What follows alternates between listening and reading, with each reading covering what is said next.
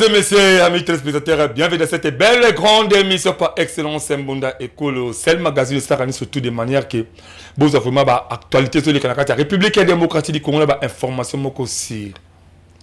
Et ça vraiment devoir Nabiso, Yakoluka, comme Congolais surtout en général, aïe la réalité n'est pas qu'on est allé au tabouissama. Oui, le Oyo, tout le développement à Congo, mais développement Congo, tout le Congo là-bas, mécanisme nini. Parce que même la carte il y a pouvoir, tout la carte il y a gouvernement, et ça ben déco belé bazar la carte, ba ibi mikili ya poto, ba tambole kuna, pe mingi ba botami kuna, pe mingi ba koli kuna même. Donc bazar bazar par partir à temps et ville ba ville bango temps et belé, ba l'extra bamboka ba pa lamboka mindele. Mais là comme ma peu passe ces ali que expertise mon côté, parce que même on la carte mboka ona, o bango zo na mboka mindele. Le comme on a un ministre, comme on a un député, comme on a un peut-être mandataire quelque part, malade des bêtiers, on préfère avoir des observations médicaux dans poto, qui est observations médicaux à la Katamboka. Cela montre aussi que comment est-ce que les Congolais sont incomplets. Incomplet, on a, et même aussi complexe qu'à Nabiso. N'a évité. Parce qu'il faut d'abord l'Ingamboka. Il faut faire la confiance à Mboka. Tout ça, la confiance même, il y a bana au bâtard à l'université, bon, si c'est ma classe, il est là, ok. Bah, ça peut être capable de comme il m'appelle, apport mobile à la société.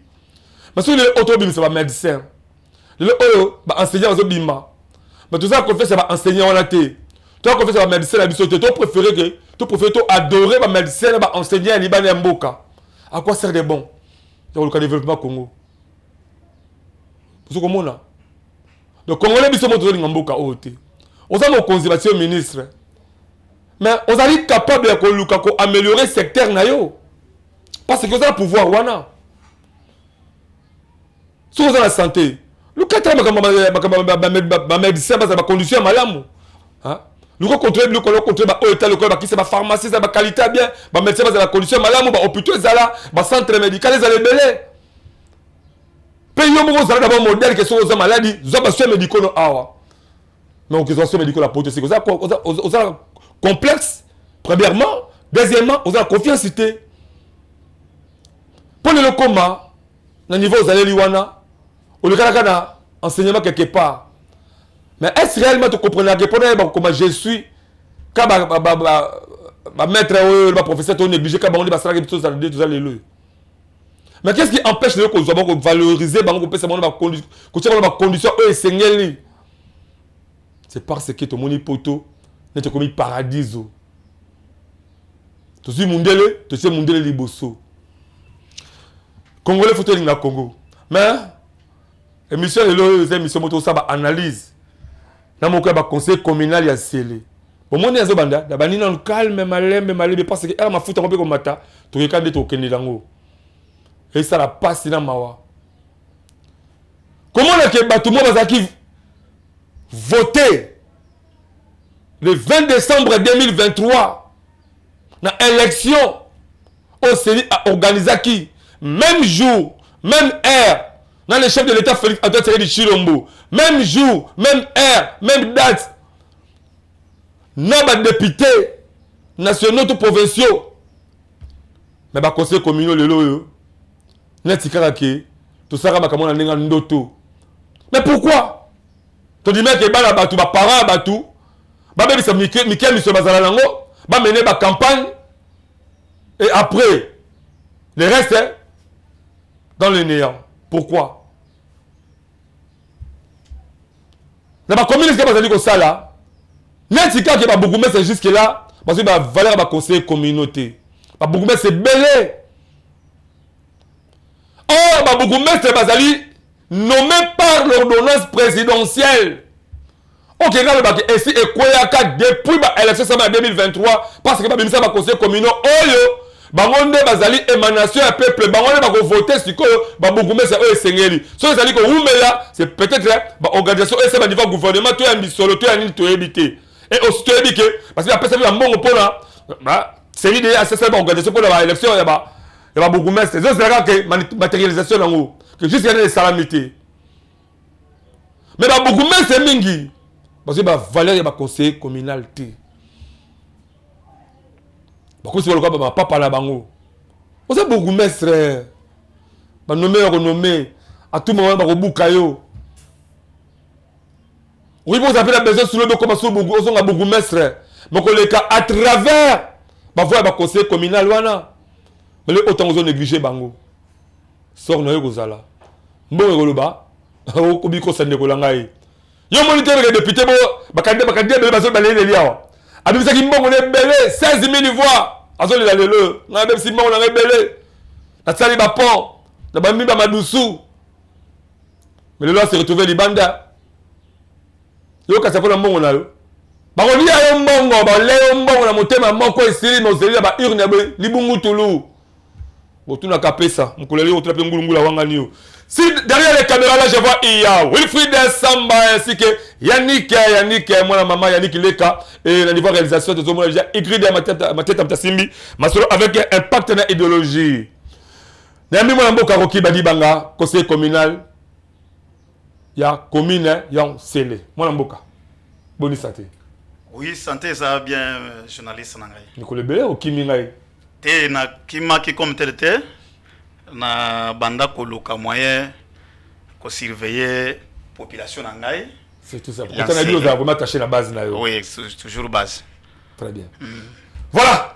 Avant que les gens mboka Roki Badibanga d'abord que les régime à balancer élément oya Fondation Jonathan Sangu bali chapeau hôtel social en la République démocratique du Congo le 22 décembre ekoinda ba paramingo ba contribuer ki ba 1000 fois to ba 500 fois par jour ba ngonde vraiment ba ko zala honorer ba ko lia bonane ki toko na mabotra bon c'est parti les signé Wilfried Samba.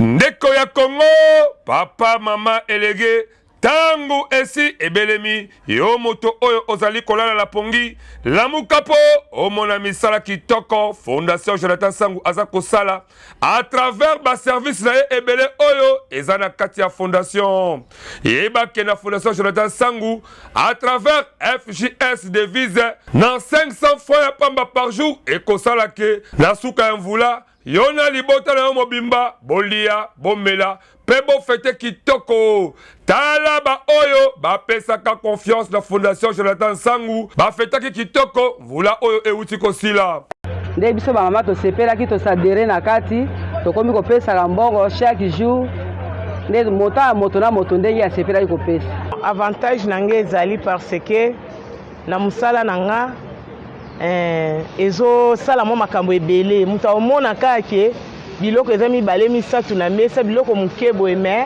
na nsima nango makambo ebombama ya mwa mingi réunion oyo ya fondation mpo namona baninga nde bakotaki basali bazwi biloko yango ngai mpe nabakinga mpe mpo nameka nga mpe nakota yango nakoti nde namoni ekende bien ebongo na cadre ya baformation wana kutu lala na yo pongi ya babebe po ba formation eza ebele lokola make-up na misala ya ndenge na ndenge na oyo etali kozwa mosolo mpo na yo moto ya mombongo ndimela ngai ke soki kaka okoti kuna nyonso ekozala pe. Je vous informe que soki yo telemi te mosusu aza te biso nde toya bana ya Congo yo na nga tokosala ke tozala bien.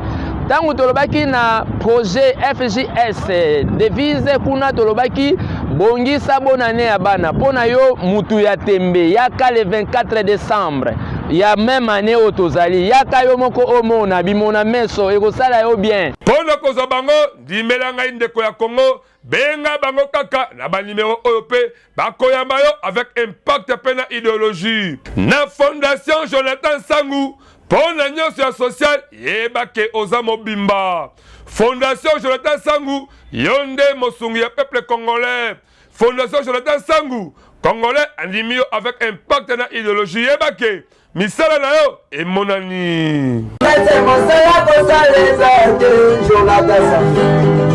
de retour sur ce plateau exceptionnel Mbonda Ekolo magazine d'actualité monté pe Mbonda beta masikoto e na masolo ngone sengelaka nani azolanda nani alingi Congo oyo mwana mboka Roki Badibanga toyambi yo en qualité ya conseiller communal ya commune ya Nsele bonne santé ya commune na yo parce que on les allait sika o masoni vandi avec un partenaire idéologie bonne santé nango.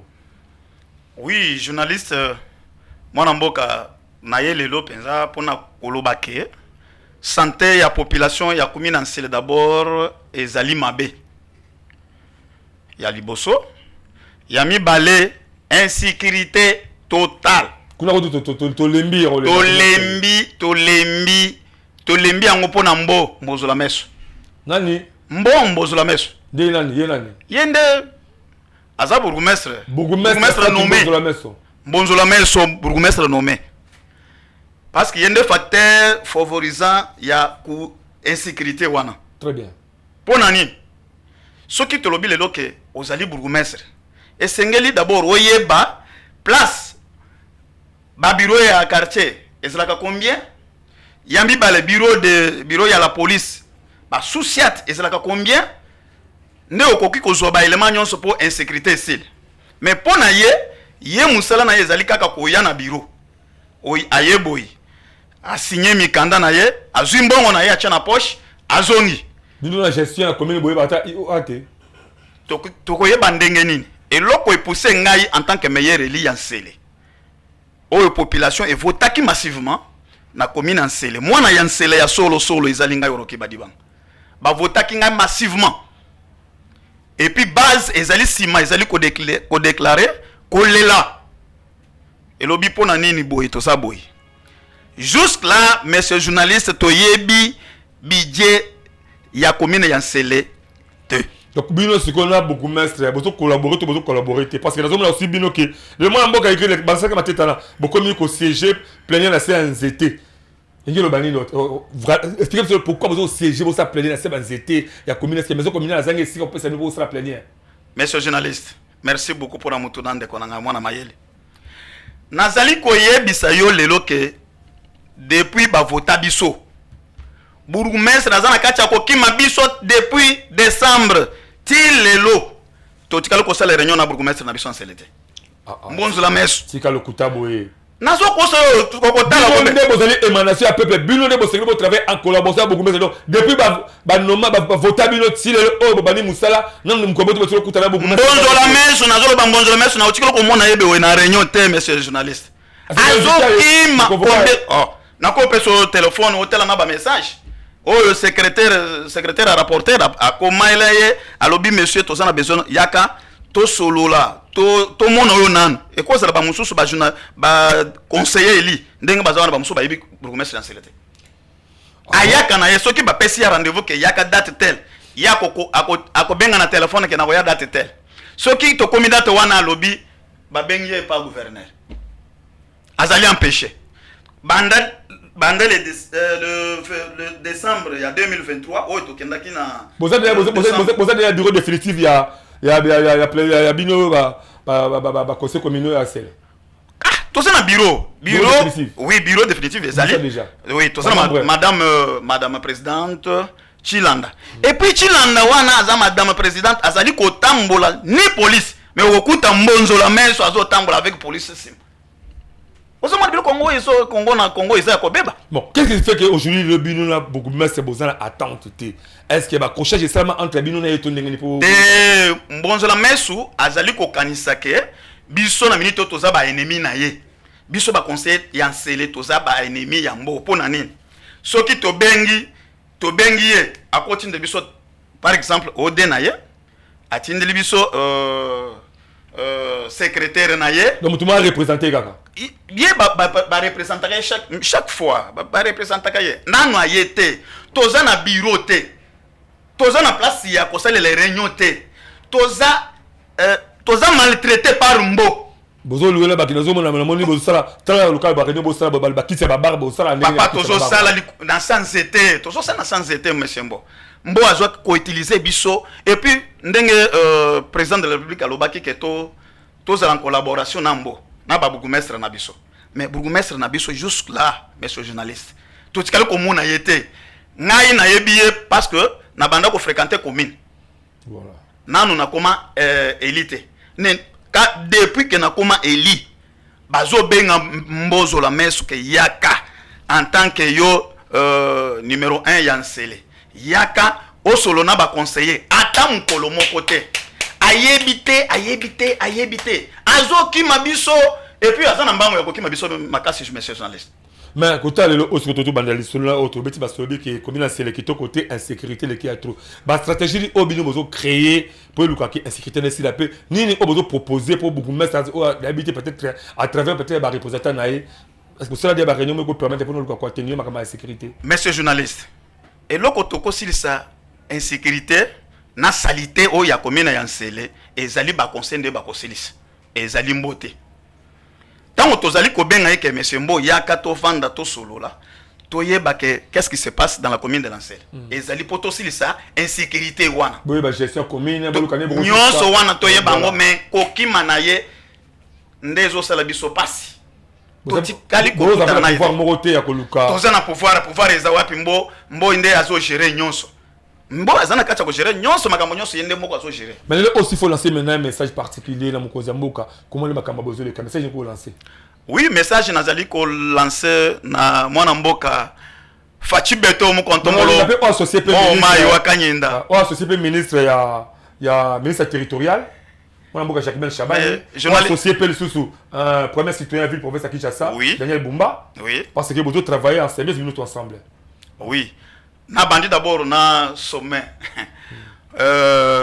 président de tous les présidents Mooma wa Kanyenda Tshisekedi Chilombo mwana mboka oyo nazali ko soutenir ye na ba base oyo ba votaki ngai na révision ya constitution na biso. Yo boza pour révision. Oui.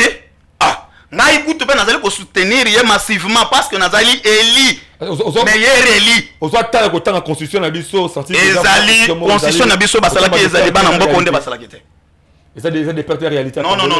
Ezo simbate fo mwana mboka atala makambo oyo po makambo mususu esila. Nde loko yango wana monsieur journaliste.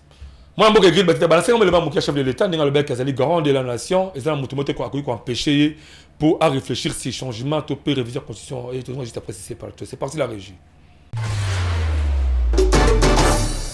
On proposait de réviser 2 articles de notre constitution. Alors, maintenant, à entendre tous ces sachants ne sachants, donc ça voudrait dire que nous ne devons pas réfléchir sur ces articles et donc améliorer notre justice parce que selon eux, les Congolais vont se fâcher et ils vont faire des émeutes ici. Est-ce que vous comprenez ça? C'est même une insulte à l'endroit de notre peuple. C'est une insulte à l'endroit de l'intelligence et de la sagesse de notre peuple. Demander aux Congolais de ne pas revoir leur constitution alors qu'il y a un fameux article, le 217, qui consacre carrément la vente de notre souveraineté à des États africains. Nous n'avons pas le droit de revoir ça. Est-ce que vous entendez ça? Très bien. Vous avez le conseil communal et la commune en scellé. Le conseil communal, c'est ma papa et ma bourgmestre traité. Le conseil communal, c'est ma bourgmestre traité. Le conseil communal, c'est le peuple né à pesi bango pouvoir. Le peuple né à pesi bango pouvoir. Un vrai bourgmestre, un vrai bourgmestre, on a besoin réellement que la commune moko tout à tolo. Et Sengeli a collaboré à 100% na bolingo nyoso na ba conseil communaux. Mais colonellement le ba o mo boka roki ba di bangazo lo ba commune en scellé. Est-ce réellement que bourgmestre wana a besoin que bourgmestre commune en scellé? Est-ce réellement que bourgmestre a besoin que commune en scellé? Et comme un niveau aux populations de Luka. Parce que tant dans le développement, il y a beaucoup de c'est une base. Ma base est qui? Et c'est d'abord, tout le monde va venir, la biseau, la rire, la biseau, la casser, la biseau. Mais tout cela, il faut qu'on associe des conseillers communaux. Ce sont les conseillers communaux qui vont faire le peuple, ils vont vivre là bango. Il y a des choses que nous savons peut-être dans la campagne, beaucoup de gens peut-être sur la plaza, au coin de mais c'est à travers les conseils communaux pour faire la base partout. bakoyeba ke kuna érosion esalamaki kuna insécurité ezalaki mpe bastratégie ezali ebele parce que bazala baapport na bango bamemarete ya commune wana oyo kopermettre ke commune ezwa développement moko boye quelque part yo kokima baconseil communaux pourquoi c'est que gestion ezali malamu te so igef akitio na yebi te so bakuta mobimba to bakuta ndambo parce que moto ayebi ke azala likambo mabe te akobanga te fata motema problème maboko afungwama mpona babandeko basala nde mosala elongo yoko bokima baconseil communaux babenga yo babenga mabe mais oboyi au juste elizali nini o bourgmestre ozali koluka moi mboke yokili bateta c'est un élément Ibrahim Chab c'est autre m'a dit ba plan on doit sur ba modèle ebele surtout ba problème de spiritualité tout physique et tout juste après c'est plutôt pour continuer mon mboka ko badi banga c'est parti la régie. Mbote na bino baye bomesana kolanda ngai pe na baye oyo bazwi libaku ya kolanda ngai pona mbala ya sika eza ngai le coutumier suprême le coutumier de la nation Mala Ibrahim Shams autrement dit Baplan nayo kopesa bino merci baye oyo bapesaka ngai confiance pe nayo kolendisa baye oyo nanu bazwi libaku ya kokutana na ngai te to koya koluka ngai te na yango nasengi na bino nyonso bozana ba problème o etali ya spiritualité boya na bokasite ya bakoko na ngai boko témoigner lolenge kaka baninga mususu bazoyeba ko témoigner alors na bokasi ya bakoko na biso o tobengi na pouvoir ancestral nde tozoyeba kosungela ngo lokola ba problème o tobengi retour d'aversion. Retour d'affection bisika oyo kimia ezalité entre mwasi na mobali ezala mwasi aboyi mobali to mobali aboyi mwasi ne tozoye ba kosangisa yango na o babengi na kati ya problème financier na kati ya problème financier bay o bazo entreprendre ba entrepreneur ne tozoye ba kosunga bango comment est-ce que bay ba ko avancer na ba faire na bango alors tozo pesa pouvoir ya domination ya réussite ya succès. Il y a art nyonso aux la musicien, aux la côté à théâtre, cinéma, aux la joueur, toujours ba kotombo la mutu, na ndenge oyoye alingeli. Tozali koyamba mikolo nyonso. Pona bino bae bozuli baku ya kolanda nga yambala ya sika. Numéro nanga eza affiché wana. Une fois au contacter nga, appel WhatsApp ou normal, okoyeba kozwanga bisika oyo nga nazali. Très bien. Tolingi bourgmestre tant ozali lelo oyo ba nomaka yo ozali représentant le chef de l'État Félix Antoine Tshisekedi Tshilombo il faut oser muto la sa fierté ya mwana mboka Félix Antoine Tshisekedi Tshilombo. Félix Tshisekedi Tshilombo actuellement azali président oyo ya Congolais nyonso en général ezali bazali opposition na bazali kati ya pouvoir ezali kaka yene mokozi o mokozi zambi apesi actuellement. Tant qu'il y a un pouvoir, tout ça besoin qu'on l'ingé. Ce qui ont allé oye à Tchakina et Sika, zala la fierté pour ça moussala pour permettre que Congo a lobby za malamu. Conseil communal oye va voter la peuple va pèse yo ça ne moussala. Ce que vous allez qu'on négliger, beaucoup mettre yeba que c'est casse na yo ba bezayi ya mingi. Biso to Rolandela o tina suka. Moi mboka ko kibadi banga. Oui, journaliste. Le oye commune c'est les ali munene. Bino vous allez au peuple à pèse pouvoir kata commune c'est makanisini oyo zalango lelo autant ozomona bourgmestre na bino azomi mabino na ba tantôt plus tôt makanisini oyo zalango à rapport de ça premièrement deuxièmement insécurité commune c'est le d'abord zali terrain moko ba chef continuer bazali ebele ngana yo kaka makena boy ko yona parce que ngaso na yekuna na bourgmestre c'est comme ba problème to ko ba rando ngana yi na ba te to la nini oya yebi mais c'est ça problème d'abord oya yela nga e bani abelaki ba chef coutumier soit disant pour le cabine c'est les vrais et les faux yo étant émanation à peuple so me dit ko balayo ça analyse ni surtout no kolobani. Merci. Moi na mboga na sepela kana mituna na yo makasi mutuna réponse ya liboso ezali koyebisa bino ke mbo yende mais c'est mère de trouble ezali mbo. Donc c'est mère de trouble la commune. C'est mère de trouble ya commune Ansele ezali mbonzola meso. Donc bourgmestre c'est le premier. Yemoko bourgmestre premier c'est mère de trouble. C'est mère de trouble. Yemoko wana azali kopesa ba coutumier ba mikanda po ba koma ba coutumier. Donc yende zo bisa ba chef coutumier. Yende azo bimisa ba chef coutumier. Yemoko wana azali ko bengisa lisusu ba coutumier po baya basa les réunions na bango sans toutefois contacter même nous. Ba conseiller. Asali na bango réunion ko yebisa bango ke tozali ko bimisa mwa comité moko boye. Comité wana ba créer commission moko boye. Po e banda ko identifier to ba ke banani baza ba chef ba vrai chef. Le vrai le faux. Na ba faux coutumier. Mais yé moko ba tu nyonso wana baza na mikanda na ye. C'est même de tout le place wana monsieur journaliste na zongi sana moto na ipana. Ezana. Ah bon? Yé moko nde c'est mère de trouble. Et puis banda loba à côté na bango na réunion mukolo wana ti lelo monsieur journaliste. Ba tikali ko sala comité wana te. Siko lelo soki bato wana babomani na terrain. Mais c'est comme il ba conseiller communaux. Malgré associer Rabino tel makambu na ye. Mais dis-moi vous aura ba information à makambu de salana. La kati ba c'est la plénière na bino. Ba décision ni bozo ka rapport une décision oye ya biso ezali ko benga ye. Ko la. Mais ya boy ne azo ni ko pas la bino te so décider ni. Cette fois-ci to soit décision. Cette fois-ci to soit décision pour nani. To benga to lobby que to kotikalo ko yamba lisusu délégation na yete. Kaka yemoko aya. Voilà. Kaka yemoko to mona yena. Taux de représentativité. Non, et c'est le fin mission. Et si li bongo mais tout ro to za besoin na mbo aya. To vanda na ye, to yeba ndengeni na kosili sa insécurité, o eza na commune nsele, musala ya mbo ekomi ya kobuka kaka ba wenzi. Tala, okozela na mwana na ndako. Mwana o préparer nanu mwa ilamba na ye ya sikate place oko sombele ilamba ya sikate. Mais ozana ka mwa ilamba na yo ya kala. Okosala ndenge. Okosokola nanu mwa ilamba wana po lobi mwana kende classe. Po tango okosombele ilamba kala beso sango propriété so bo pete. C'est ça. Mais moi d'abord atonga nanu wenzete banda azali wana.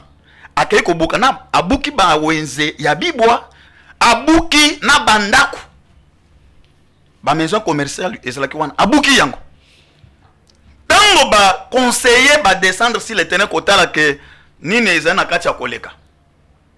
Mingi asoloka mingi na président. C'est ba président ça va.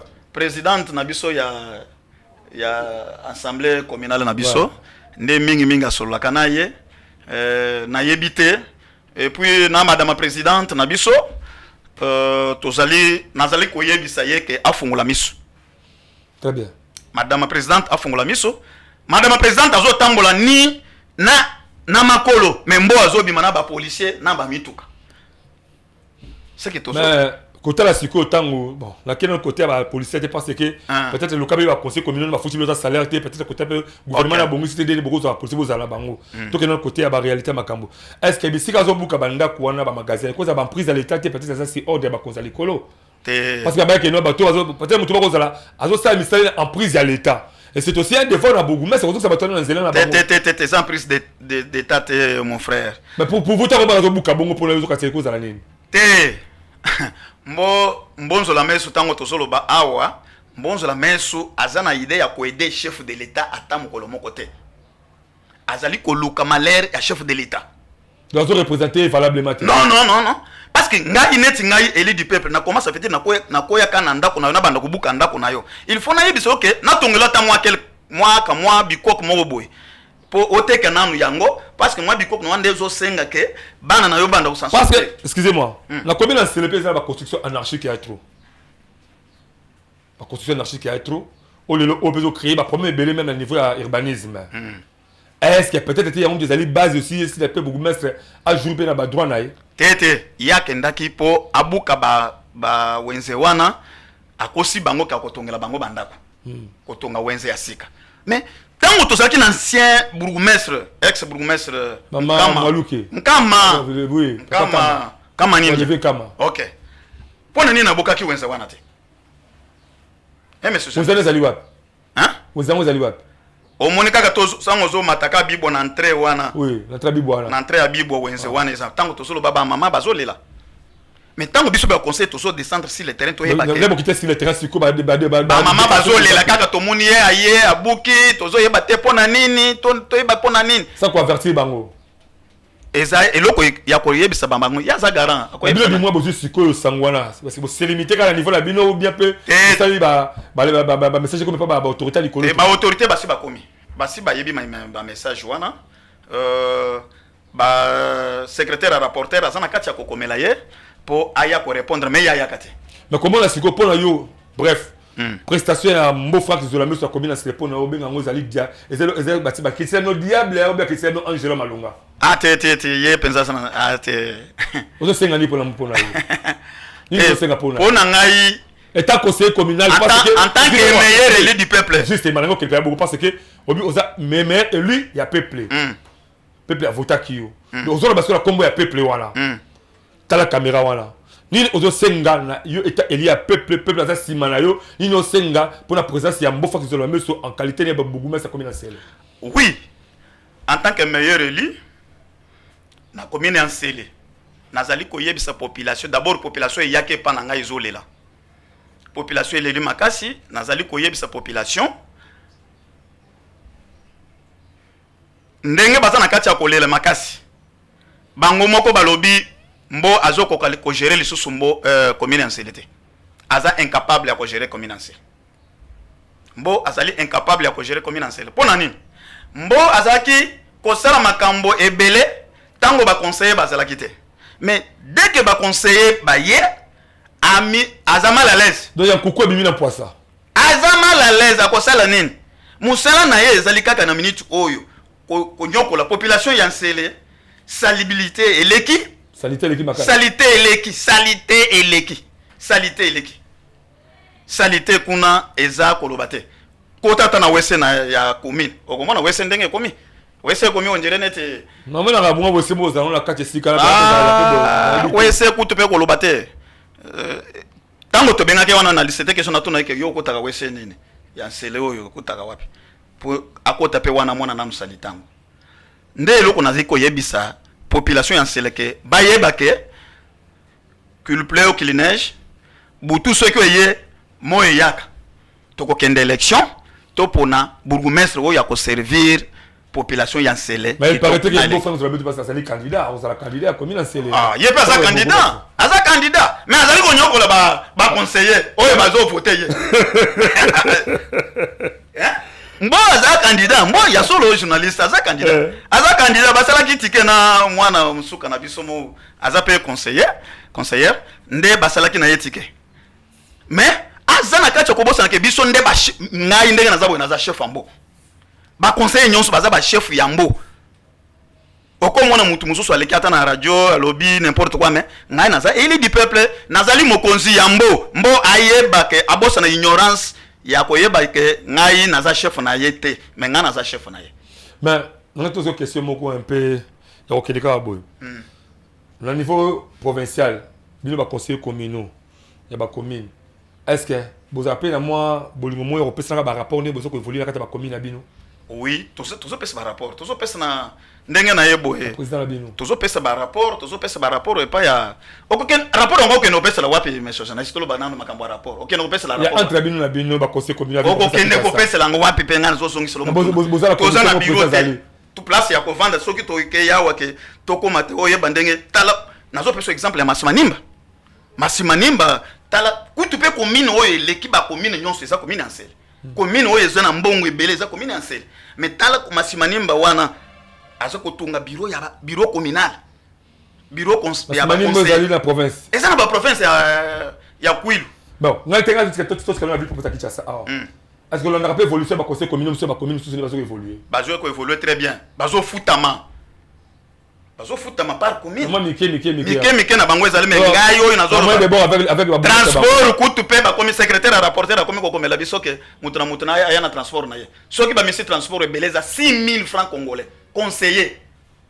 Conseiller eli ndenge na zabo na dépensaka mbongo po na bima conseiller ba base na ngai ba voter ngai na bimi meilleur eli okende na plénière boy bazo peso 6 000 francs epambo. Mbo azo yenda zo pesete atinda ke mingi pa ode na ye. Ode kende pesa batuana pesa batuana pesa batuana mo 6 000 wana ko kina bango. Ah 6 000 non c'est kamawa ya pasi bandeko na ngai. Parce que la fois passée nous avons fait l'émission mon autre bangabi tant on lukato assainir ville province ya Kinshasa en particulier to République démocratique du Congo en général Premièrement, tu vas d'abord assainir mitu na biso, ma conscience na biso, assainir en haut. Assainissement, il bosse fait la conscience na biso. Tant on dit que le Congo, il faut l'inga, babaka, balingaka, mamate, soso, on dit jamais que l'inga ma qui a soso, molingi sosoté. Jamais. Tant que l'inga ma qui a soso, l'inga soso là. Yo l'ingi congolais, molingi ba congolais té, molingi Congo pourquoi? Obi molingi Congo, molingi ba congolais té. Tout ce qui est hypocrisie. Les gens ont allé beaucoup mestre. Bon temps le bureau la binois, c'est ma photo et ma prédécesseur de me ba ya ba leka ba kenda. Mais souvent ça va 10 ans même. Mais comment il a livré à tika peka ka commune wana. Moi le mboka mbo fois qu'ils ont la messe songa ba ke. Na yebi yo malamu. Personnellement, na yebi yo malamu. Si on bunda pose la commune wana ko appelle le beaucoup mestre commune, na yebi je wana tout mobimba malamu. Maintenant, on dit moi que, étant donné que vous êtes vraiment natif de la commune, au Tikabilembo, au Salake, c'est loi que c'est loi, c'est tout. Alors, oui, il faut m'appeler moi, dans la bisope, mon quoi, bimaki, à Tikabilembo, malamu. Cette adresse qu'on permet que les Oyo, on a un bon conseil à travers les conseils communaux. Cette adresse qu'on permet que les lobby, on a ce pouvoir. Comme beaucoup maîtres, c'est à travers les conseils communaux. Les conseils communaux, les amalani. Et donc, Balamboka Roki Badi Banga, Elia Makasi, Yansele. Attendez, Elie, tu vas dire Yansele. Pour collaborer la banque de Sengate, il faut une zamba kita. Tout Satana kita, Sanganakate. Ils ont une conscience qu'il y a Yomoko. Si réellement on y commune Yansele, collaborer bien avec les conseils communaux. Parce que bangonde bazali oyo peuple apprécie. Bangonde bazali ba stratégie oyo ko pesa que commune wana ezo amélioration. Ba ko bengo na plénière. Plénière bo manga mutu te. Plénière ba ko ta mutu boloko te. Ko associer bo na gestion commune na yo. Tant vous avez avantage oyo ko sala que lobby yo moko. Oyo ba que oui, j'ai manqué de conseillers. Mais aujourd'hui, dans ça va même maintenant 3-4 à travers des conseils communaux.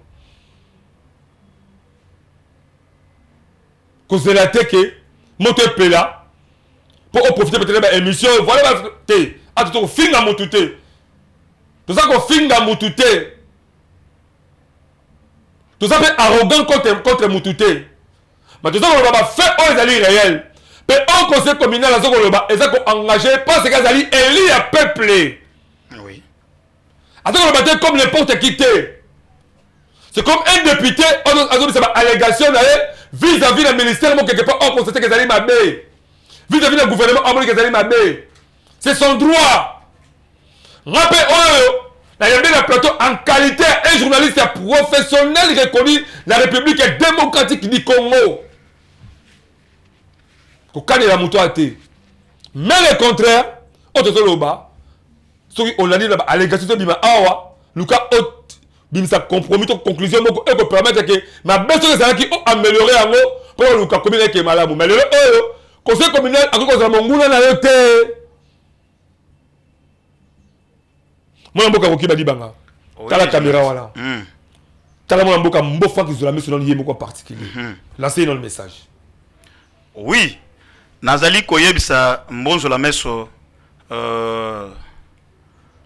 aye ba ya liboso kebiso ngai chef na ye ba conseiller nyon sanselende ba chef na ye ya mibale nazali koyebisa Mbonzo la meso ke ameka koya konjoma biso na ba réunion azoboye koya konjoma biso na ba réunion pona nini nazali ko bakisa lisusu atika population ya commune Nsele ezala à l'aise pona nini soki balingi ba sala salongo na bango basala salongo ndenge balingi ezali kaka so longo eloba men kaka te ba chef du quartier ba ye ba telemi na balabal ya prince ya Lumbumba ba lokoti tu ba milangi wana nde to benga ngo salongo non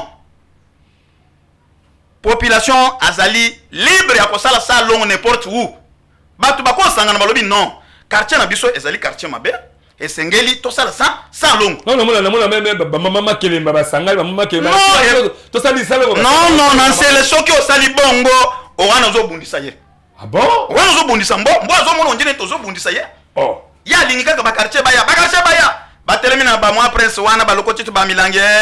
C'est Nzambe kuna. Wa Moïse. Nazo yebisa yo esengeli population nazali koyebisa.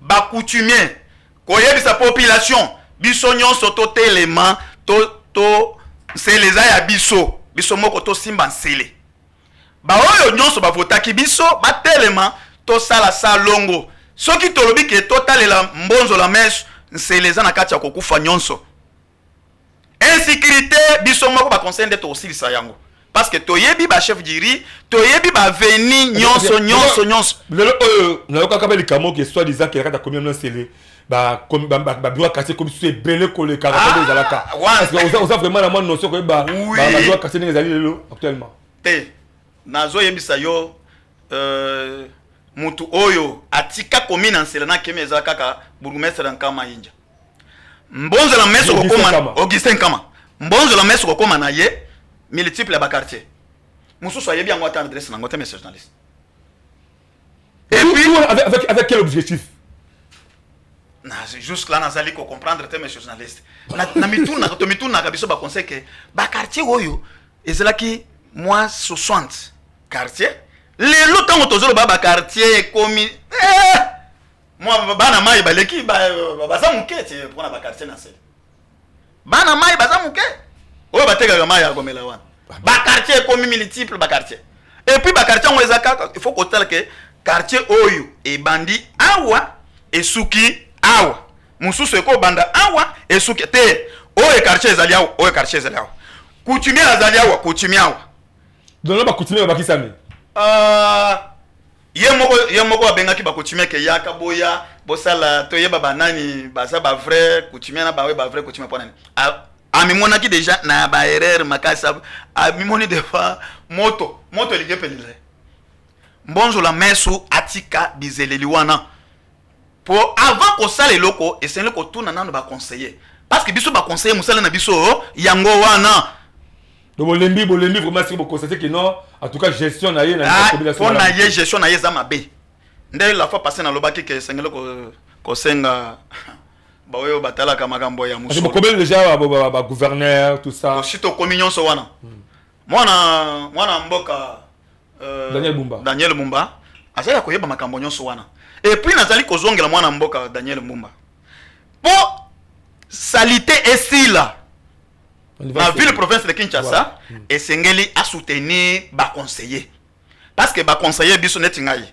base na ngasoki na lobi lelo ke base lelo tozo kende ko sala longue quelque part ba ko bimombe ba ko bimate si ba ko bim si s'agit ya kokunda biloko to kokunda si s'agit ya koluka moyen que to sili sa salité nyonso ka beaucoup mestre a accompagner bino le matériel côté main d'œuvre en tout cas vous après et puis nazo koyebisa mbonzo la mesu que po aza kolala na nselete mbela zala yebi ko ba ngungi oyo soka ya nsele alingaki azala malamu na population nsele mais ya zamona kipoko c'est kipoko wapi ya utaka soki lemba wapi aye boye aye 15h azui mutuka na ye point akeye azui mbongo na ye ya poche na ye ya commune azui mbongo na ye akeye c'est fini mais la kata ko luka ko ambele non soki totuni mbonle loke mbo oyebi ba quartier nyonso no maki wana quartier wana ezalaka wapi osoko mena ba quartier combien mbo ayebita mbozo la meso ayebita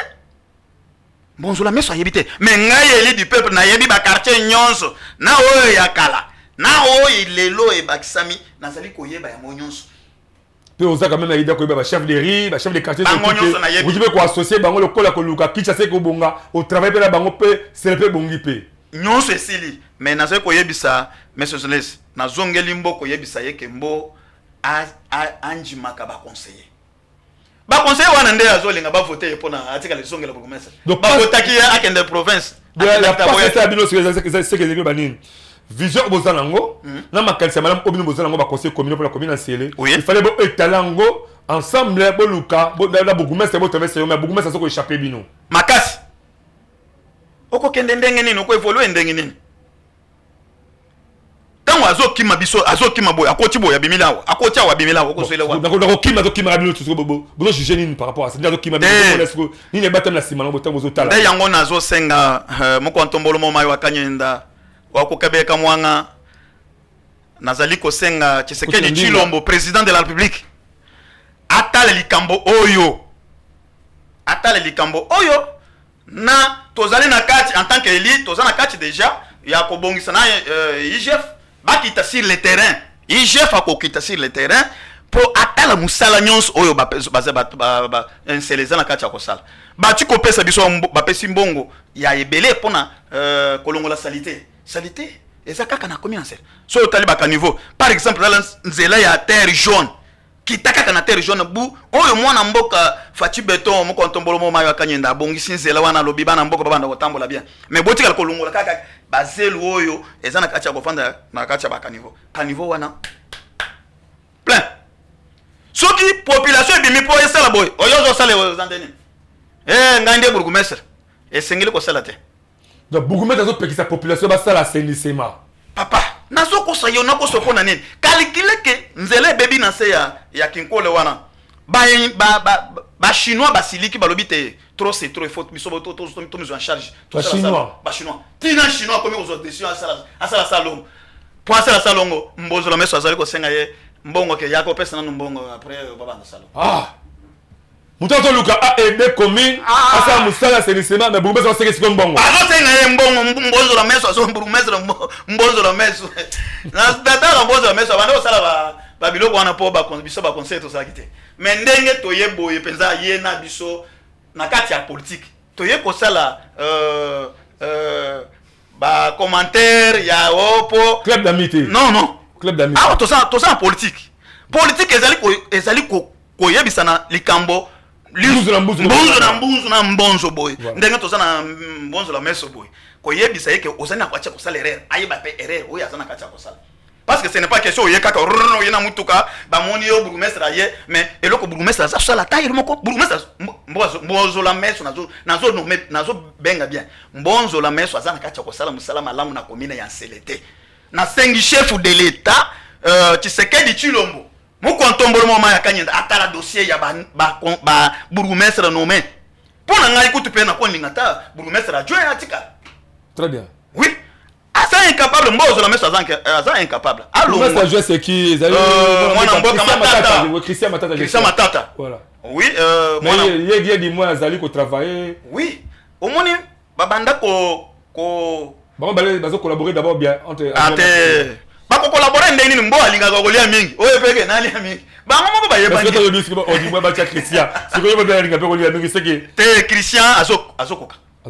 oui Christian azana maîtrise Christian Matata azana maîtrise l'administration ayebi omoni soko ozo kanakata ko vanda ozo tala bien ndenge otali ata physiquement boy otali Christian Matata otali na mbonzo la meso o mona ke Frankie Ibumotolo Frankie Mbote zéro tocha Matata a gérer yake na province oyo place atinda ki soki suppléante na yeso kinani wana yake kuna kimaki kuna lobaki kuna pona banda ko mataka na sac boy na matana sac konseleza bien peko ba prise d'état ba mbongo mapango ezokota ba chef coutumier ko lobate ntaba et puis ba hectare nde musala mboa yeli penza musala ya kozwala mapango mbonzo la meso yeli ga musala ya kozwala mapango nde loko nazali ko yebiso monsieur journaliste atika ba coutumier bazala libre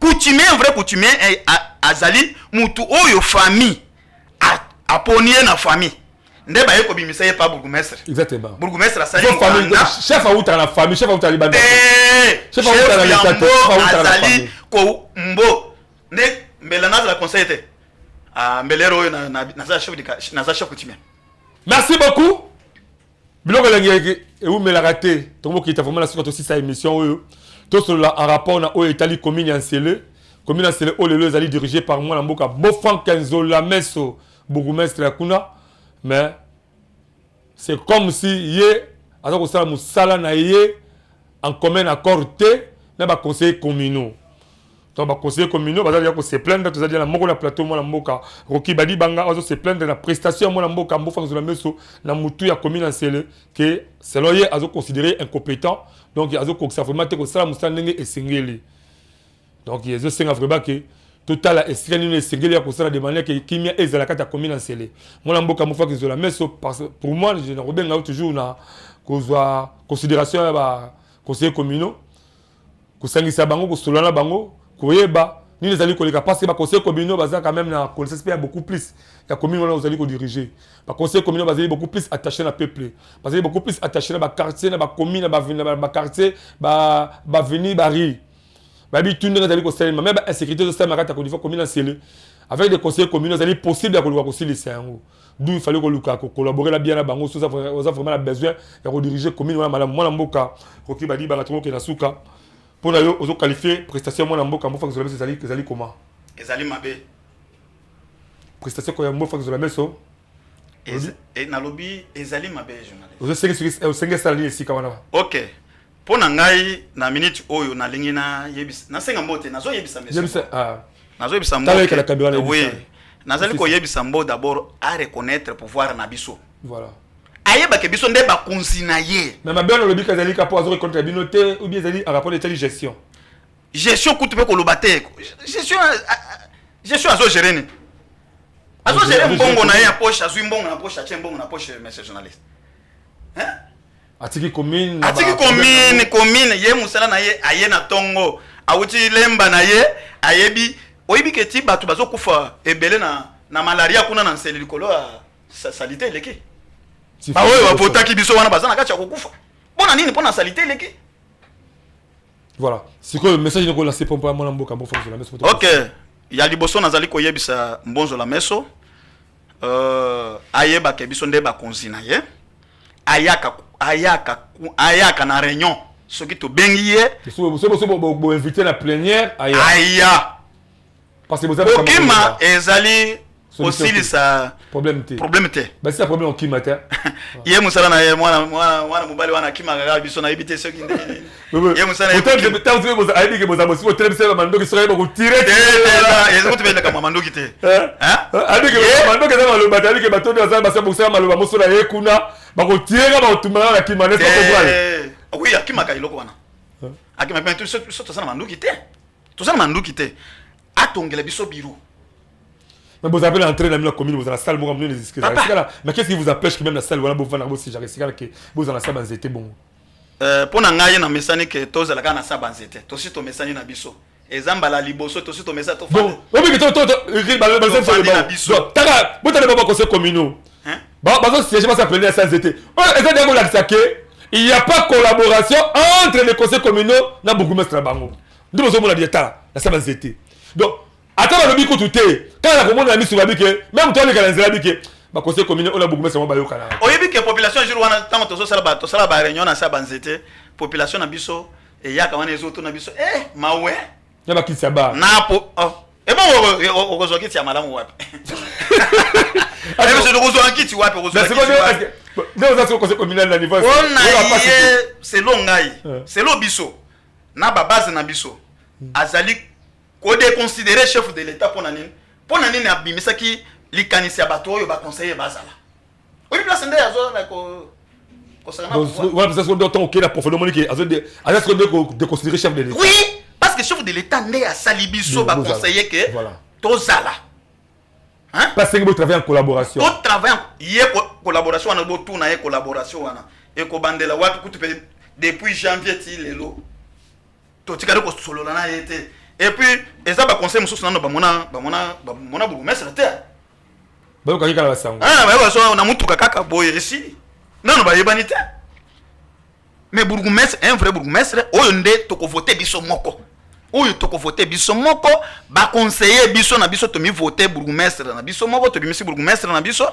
Bourgmestre adjoint titulaire, nde ba kosala musala, nde ba toko banda ko landela. Oh, toko lo ba ke, bana mai, lelo, to na quartier tel. To sali na quartier wan to sali salongo le semaine oyo to sala ba quartier tel et puis to kolongo la ba quartier wana mususu wana donc ba quartier botami wana eza ya ye to kolongo lango to ko tika donc ça va commune nezalaka pour insécurité ici et puis tango to solo bawa na ba coutumier oyo nyonso oyo ye azana kati ya ko nomé binome wana nyonso wana azali ko créer trouble ya pamba muto azo créer trouble pamba ezali mbo atika biloko wana Et puis nazali ko rappeler yeli sous monsieur Mboko yebisa que azongela batu oyo ya tindaki ke basala équipe ya ba coutumier pona ko ba coutumier nani azama be nani azama lamu basala. Ezali quand même batem na sela ngote wazo sala bongo. Asala ki bongo akanisa ki biso ba conseil to yeba te. Nenge to yebi yango boye directement aza biso mo to zo landela yango. Très bien, to comme la souka. To za mwana mboka Roki Badi Banga conseil communal ya commune Nsele. Bolandi ebele to betina en rapport ya prestation ya bourgmestre Mbofax de la Meso na moto commune Nsele. Donc pour la mwana mboka Roki Badi Banga prestation ya mwana mboka Mbofax de la Meso ezali vraiment conforme te nenge population Nsele bazali kolingela. Alors, to comme la souka, to clôturer. Oui, to clôturer na ngai. Likambo ya souka ko baksa. Likambo souka ezali kaka ko pesa honorable président de l'Assemblée nationale, Vital Kamerhe, moi na mboka azali ko bunda pona biso yewan. Pona ba conseiller. Les pacificateurs. Mais ba conseiller ba parti mususu. Musana bango ko la pongi. Parce que le ba conseiller na bango te. Mais moi na mboka wana azali ko lobela penza ba mutoyen ni se wana vraiment aumela penza na honorable Gaborien ngoma na sifra nga ya Nsele amisi ko pesa bango mbote bato ayeni se nyonso ko pesa bango mbote. Sans qu'on pose na maman bana nangai. Merci beaucoup. Merci. Voilà, merci beaucoup. Ça n'est fini de retourner ma solo Italie commune Nsele niveau gestion ngwe pa mwana mboka Mbofax de la Meso en rapport na ndenge bazali ko vivre na ba conseil communaux to la bolali biso ba expliquer kino to comme na suka ya émission la biso ya mokalelo to pesa ba mbote makate ba grand chef coutumier surtout bazali niveau commune Nsele entre ba chef coutumier boye ba ke commune Nsele zali pe bino ba chef coutumier bo sengeli bo zala bolingo.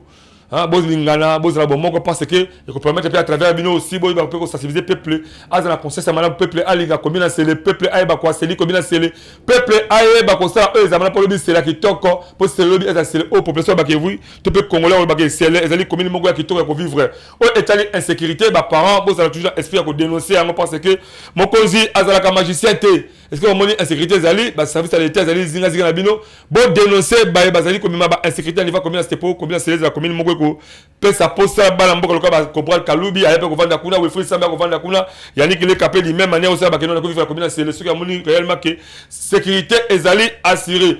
Merci beaucoup to zakina mwana mboka Roki Badi Banga la remercier ngo yakna personne biso je crois vous appelez mbala suka to zo al suka ka. Oui, eza maison mère. Monda ikolo. Monda ikolo eza maison mère.